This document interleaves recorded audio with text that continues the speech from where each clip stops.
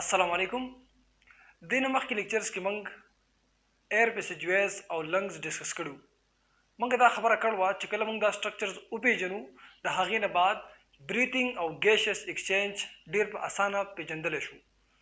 نو دین مخ کې لیکچرز کې موږ هغه سټرکچرز ډیسکس کړو. نو امید ده تاسو پیژندلی. اوس موږ بریثینګ او ګیشس ایکسچینج ډیسکس کوو. نو موږ ته ډیر اسانه breathing موږ داسې ډیفاین کولی شو: the process of taking air into and expelling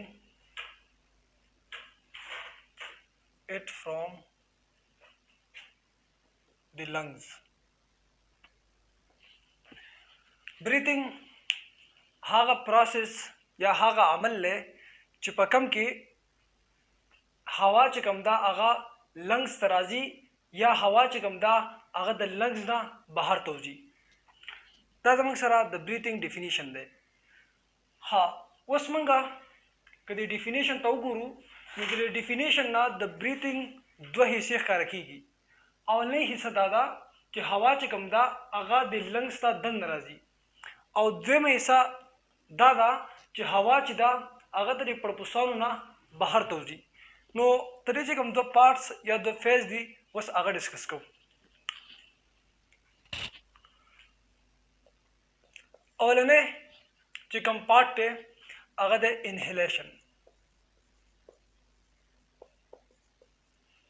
دی انهیلیشن ته بل لفظ ویل کېږي انسپایریشن، او دویم چې کوم پارټ دی هغې ته ویل کېږي ایکزیلیشن، یا ورته ویل کېږي ایکسپیریشن. او دې بریثینګ ته هم یو بل لفظ ویل کېږي وینټیلیشن. نو اوس به موږ دا ایکسپلین کوو او بیا د هغې نه بعد دا پروسس چې دی دا ایکسپلین کوو.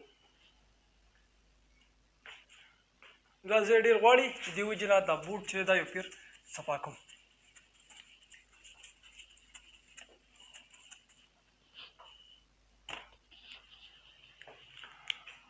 اولنی چې کوم پروسس و هغه دی انهیلیشن یا انسپیریشن. انهیلیشن موږ داسې ډیفاین کولی شو: taking of air into the lungs. انهیلیشن یا انسپیریشن دې ته ویل کېږي چې هوا چې دا هغه لنګز ته ځي، دې ته ویل کېږي انهیلیشن. دا پروسس چې کېږي د دې لپاره څه محرکات دي هغه لږ ډسکس کوو. مثال په طور زموږ سره دا دي ریبز. دې ته موږ وایو ریبز. ریبز ته موږ په پښتو کې پښتۍ وایو. دلته یو بل سټرکچر دی داسې د ګنبد په شان شکل دی، دې ته موږ وایو ډایفرام. دلته هم موږ شو کړلی دا سټرکچر، دې ته وایو ډایفرام. دا ډایفرام چې دی د سکیلیټن مسل یو سټرکچر دی. او دا ډایفرام چې دی د چې کوم ابډومین کیویټي ده او چیسټ کیویټي دا یې جدا کړې ده. یعنې زموږ کوم سینه چې ده او خېټه چې ده د دې په منځ کې دا ډایفرام دی د جدا کړلي. موږ د ریبس خبره وکړه. د دې ریبس په منځ کې مسلز دي. هغې مسل ته ویل کېږي انټر کاسټل مسلز. یعنې دا هغه مسلز دي کوم چې د ریبس په منځ کې موجود دي. نو موږ داسې ویلی شو چې present in between ribs. ها او دین علاوه سم مسلز دلته می چې هغه د ډایفرام او د ریبس په منځ کې دې مسل ته مونږ وایو فرینیک مسلز یا ورته بل لفظ وایو ریډیل مسلز. دا مسلز مونږ وپېژندو د دې نه بعد اوس د پروسس ته راځو.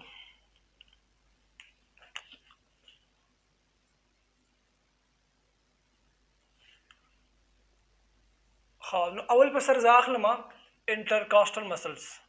انټرکاسټل مسلز انټرکاسټل مسلز چې کله کنټریکټ شي انټرکاسټل مسلز چې کله کنټریکټ شي کنټریکټ مطلب داسې ځان چې کوم دی راکاږي چې کله دا مسلز راښکودلی شي د دې په نتیجه کې چې کوم دا پختې دي دا بهر ته وځي. موږ ویلی شو چې کوم ریبس دي دا آوټ ورډ لاړ شي. آوټ ورډ مطلب دا دی چې کله دا مسلز چې دي دا کنټریکټ شي راښکودلی شي نو بیا دا ریبس چې کوم دي کوم چې دا پختې ورته موږ ویلي دا بهر ته راوځي. نو اول دا کار وشي.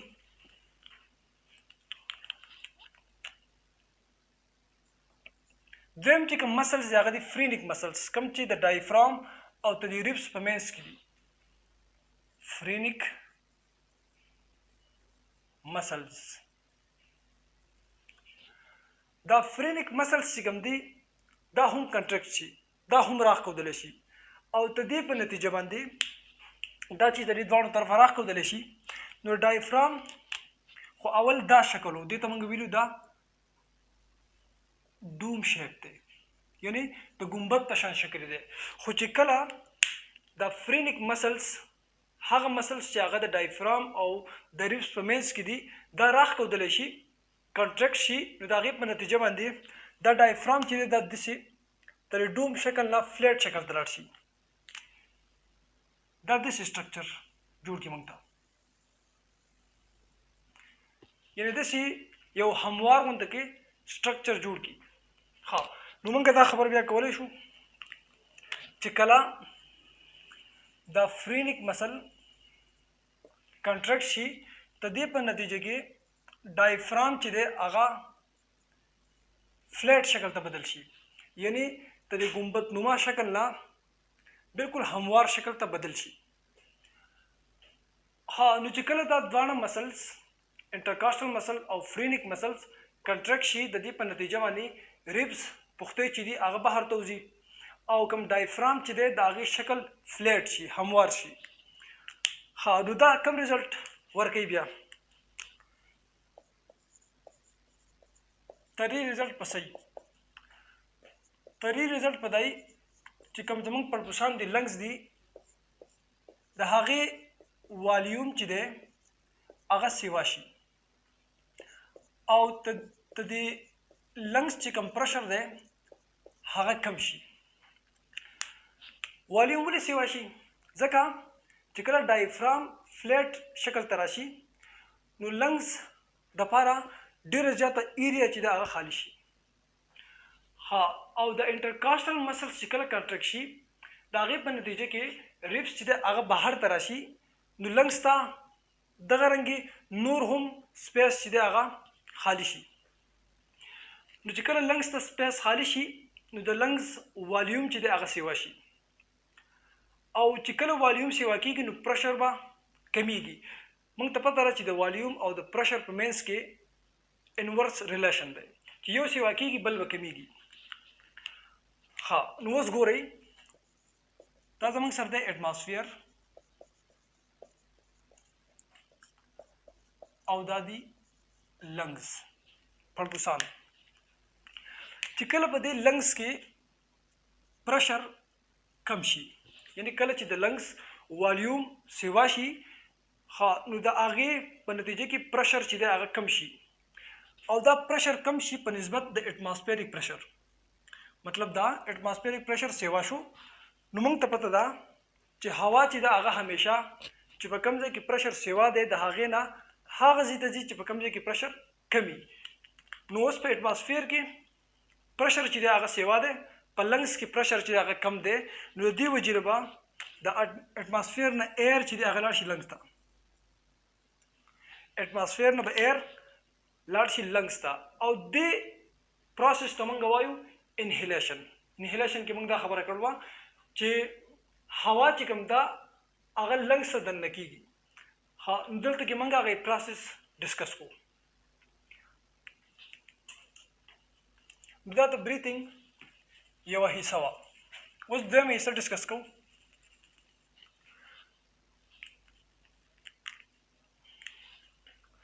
دویمه حصه چې دا هغه و اکزیلیشن.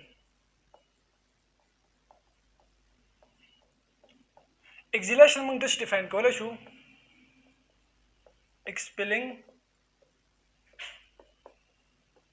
of air from the lungs. exhalation ویل کېږي د پړپوسانو نه هوا وته. دا پروسس چې دا د انسپایریشن یا د انهیلیشن اپوزیټ دی. په دې کې موږ صرف یو څو الفاظ چې دلته صفا کوو، د هغې په ځای باندې نور متبادل الفاظ لیکو. فل بورډ نه صفا کوو.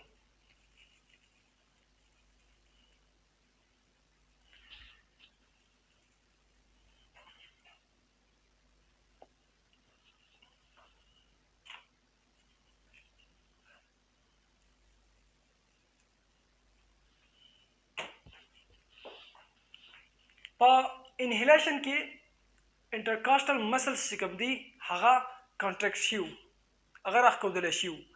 د هغې په نتیجه کې ریبس چې کوم دی هغه بهر ته راوتې وي. په دې اکزیلیشن کې چې کوم انټرکاسټل مسلز دي هغه به ریلیکس شي، هغه مسل به ریلیکس شي، هغه به دوباره خپل ځای ته راشي. او د هغې په نتیجه کې ریبس چې کله بهر ته راوتې وي نو اوس په هغه ریبس او پښتۍ چې دي هغه دوباره دننه لاړې شي. نو موږ ویلی شو چې هغه ریبس چې دي هغه انورډز لاړې شي، مطلب دوباره دننه لاړې شي. په انسپایریشن کې فرینیک مسلز چې کوم دي هغه کانټریکټ شي، دا چې کوم مسلز دي دا راښکودلی شي. او په دې اکزیلیشن کې چې کوم دا مسلز دي دا به ریلیکس شي. چې کله دا مسلز کانټریکټ شي د هغې په نتیجه کې ډایفرام چې دی هغه فلیټ شکل جوړ کړم. خو چې کله دا دوباره بیا ریلیکس شي نو ډایفرام به دوباره بیا دا ډوم شیپ چې کوم ګنبد نما شکل دی هغه دوباره جوړوي. نو موږ ویلی شو چې ډایفرام چې دی هغه دوباره ډوم شیپ چې دی هغه اختیار کړي. چې کله انټرکاسټل مسل ریلیکس شي د هغې په نتیجه ریبس چې دي هغه دوباره دننه لاړې شي. چې کله فرینیک مسل ریلیکس شي نو ډایفرام چې دی هغه دوباره ګنبد نما شکل اختیار کړي.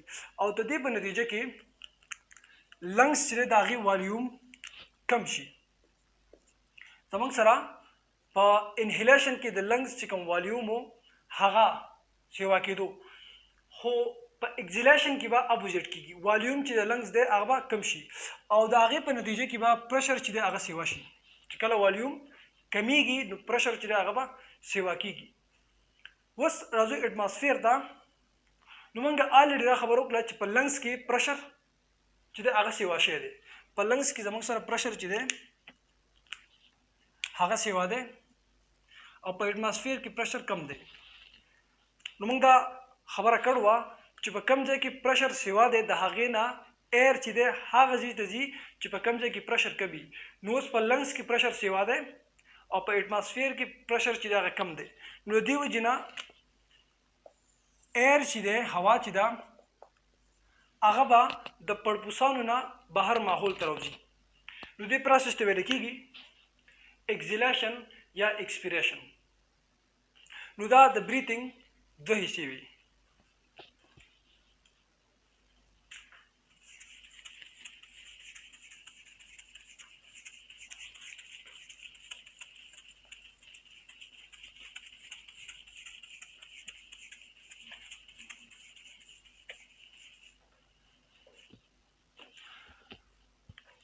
په دې لیکچر کې منګه په دوه ټاپکس باندې ډسکشن کوو.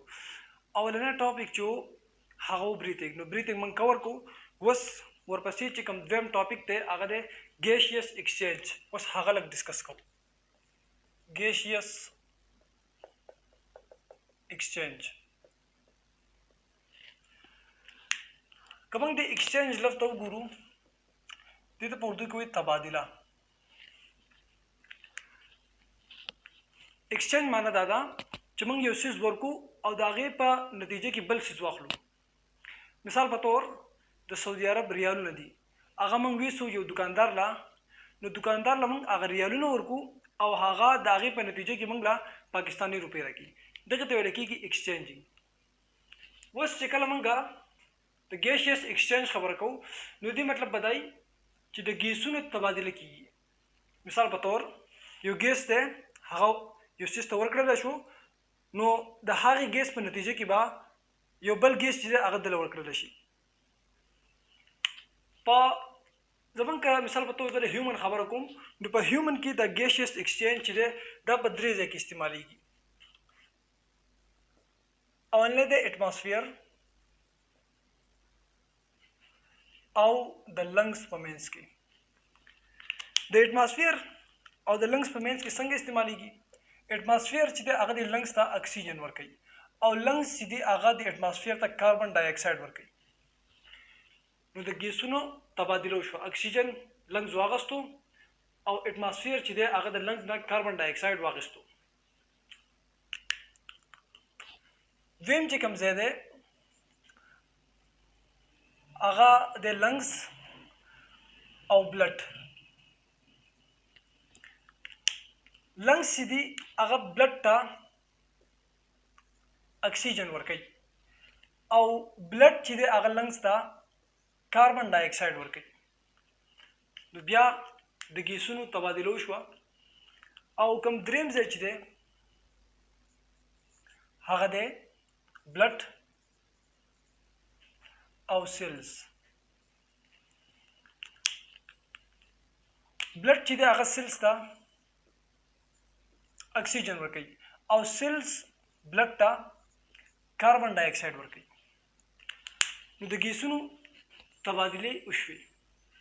خو موږ چې کله ګیشیس ایکسچینج استعمالو نو سپیشلی موږ په دې دویم سټیپ دپاره استعمالو په کوم کې چې د لنګس او د بلډ په منځ کې تبادله کېږي. نو اوس زه دا لږ شانتې ایکسپلین کوم.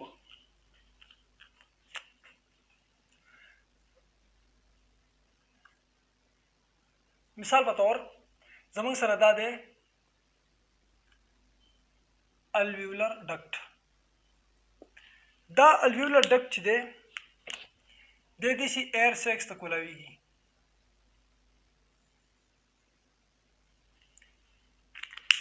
داسې د هوا تیلو ته کولاویږي. دې ته پراپر نوم ویل کېږي الویولر سیکس. زه ته یوه راواخلم، سر په توګه دا تې ما راواغسته. سنګل ته ویل کېږي الویولس. په دې الویولس کې څه کېږي هغه ډسکس کوو. مثال په طور دا زموږ سره یوه الویولس ده، که سنګلر موږ استعمالو بیا دا زموږ سره یو الویولس وي. په دې الویولس کې دننه دنیا اکسیجن دی او د اکسیجن پکې څنګه راغلی نو هغه موږ الریډي هغه پروسس ویل چې د انسپایریشن په ذریعه باندې د اټماسفیر نه اکسیجن چې دی هغه راځي لنګس ته. نو په لنګس کې سپیشلی د ګیشیس ایکسچینج چې دی دا په الویولس کې کېږي. نو په الویولس کې چې کله کېږي نو په الویولس کې الریډي اکسیجن بیا موجود پکار دی د ګیشیس ایکسچینج لپاره. او ته د الویولس نه چک چاپیره دلته کیپیلریز پرتې دي. دا زموږ سره څه دی؟ دا دی کیپیلري. په دې کیپیلري کې دننه دنیا کاربن ډای اکساید دی. اوس ګورئ په دې الویولس کې کاربن ډای اکساید کم دی او په دې کیپیلري کې دننه कार्बन ډای اکساید چې دی هغه سیوا دی. نو موږ ته پته ده چې دا چې کوم مالیکیولز دي دا به همیشه کوشش کوي چې د هایر کنسنټریشن نه لوور کنسنټریشن ته لاړ شي، دې ته ډیفیوژن ویل کېږي. نو دا کاربن ډای اکساید دلته سیوا دي، د دې وجې نه به دا کاربن ډای اکساید چې دي دا لاړ شي الویولس ته، او د دې په نتیجه کې که موږ وګورو نو په الویولس کې اکسیجن سیوا دی او په کیپیلری کې اکسیجن چې دی هغه کم دی. نو دا اکسیجن چې دا به راشي ته د الویولس نه د کیپیلریز ته. نو دا ګیسز ایکسچینجینګ وشو، کیپیلری چې دی هغه کاربن ډای اکساید ورکو الویولس ته او الویولس چې دی هغه اکسیجن ورکو کیپیلری ته. نو ګیسز ایکسچینج چې دی هغه وشو.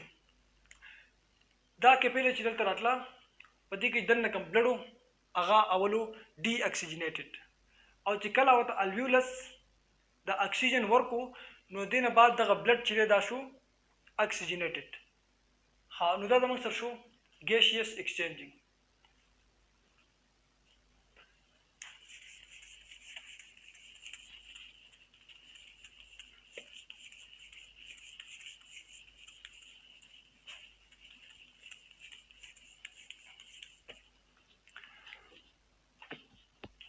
چې کله اوس منګه دا ګیسیس ایکسچینج په دې الویولای کې ډسکس کو نو تدې نو دا خبره کلیر شوه چې الویولای ته ولې فنکشنل یونټ آف لنګز ویل کېږي.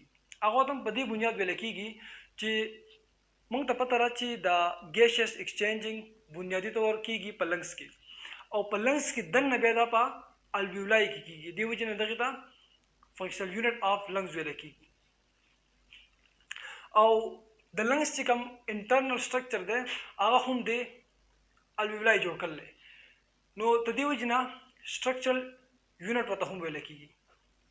نو الویولای موږ ویلی شو چې اټ از د سټرکچرل اینډ فنکشنل یونټ آف لنګز. آخرنی یو ټاپک چې ډېر زیات اهم دی هغه ستاسو سره ډسکس کوم، هغه دی پراپرټیز آف respiratory surface. دا respiratory surface څه خصوصیات دي؟ respiratory surface څه ته ویل کېږي؟ respiratory surface هغه ځای دی چې په کوم کې where exchanging of gases occur. ریسپیریټری سرفیس هغه ځای ته ویل کېږي په کوم کې چې د ګیسونو تبادله کېږي. که موږ د ارګن ډسکس کو یا د زیونه ډسکس کو په کوم کې چې ګیسیس ایکسچینجینګ کېږي د مختلف ځناورو لپاره. مثال په طور زموږ سره ارتوام دی چینجي کوم چې په ځمکه کې دغه ارتوام خپل سکین استعمالي، خپل پټ استعمالي د ګیسیس ایکسچینجینګ لپاره.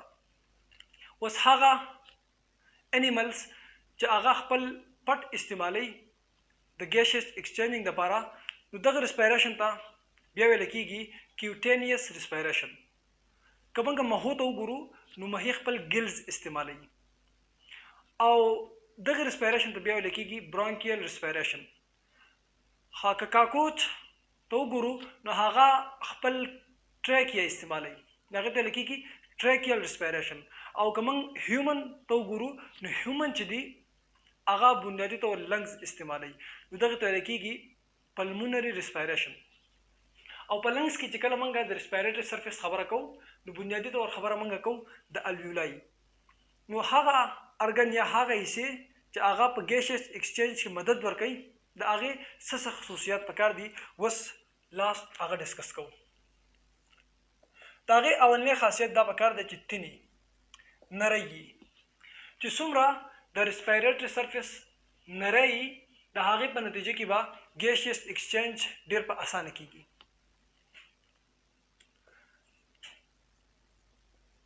مویسټ چې څومره ریسپیریټري سرفیس لوند دي د هغې په نتیجه کې به ګیسیس ایکسچینجینګ ډیر ښه کیږي. ها دین علاوه هایلی واسکولر مطلب دا دی چې کوم ریسپایریټری سرفیس دی چې هلته کې ډیر بلډ ځي، چې هلته بلډ ویسل څومره سیوایي نو امره به ګیشیس ایکسچینجینګ ډیر ښه کیږي. او لاست دا ده لارج سرفیس ایریا. لارج سرفیس ایریا مطلب دا دی چې څومره د ریسپایریټری سرفیس هغه ځای چې په کوم کې ګیشیس ایکسچینج اکر کیږي چې څومره د هغې سایز سیوایي نو امره به ګیسیس چې دی هغه پکې ډېر ځای کیږي او د هغې په نتیجه کې به ګیشیس ایکسچینجینګ چې دی هغه ډېر ښه کیږي. نو دا زموږ سره د ننني لیکچرز دپاره ټاپکس وو، هغه موږ ډسکس کړو. امید دی تاسو به پوه شي د خیره. انشاءالله په را روان ویډیوز کې به چې کوم مخکې ټاپکس دی هغه ډسکس کوو. السلام علیکم.